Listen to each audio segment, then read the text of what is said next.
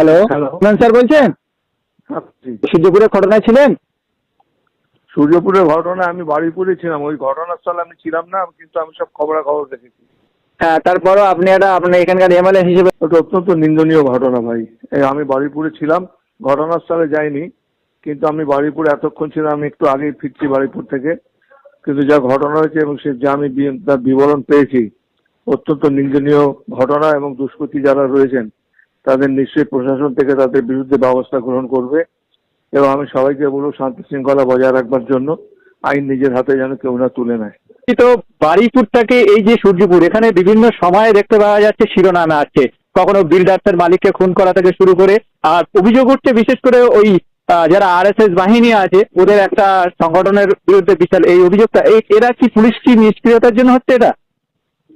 পুলিশের আরো সক্রিয় হওয়া উচিত ছিল, পুলিশের নিশ্চয়ই ব্যাপারটা দেখা উচিত।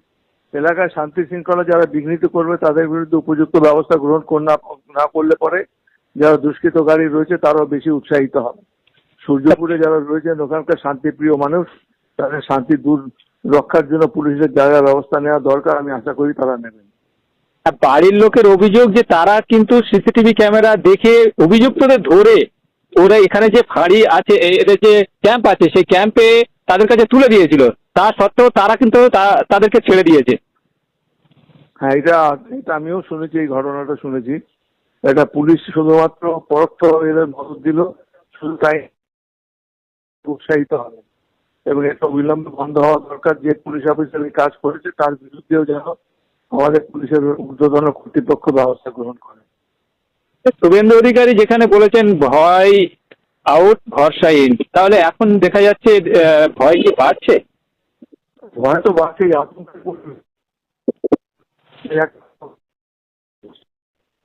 ঠিক আছে, কি বলবে, বিচার কি পাবে তারা? বিচার পাবে। পুলিশ তদন্ত সঠিকভাবে করলে নিশ্চয়ই বিচার পাবে।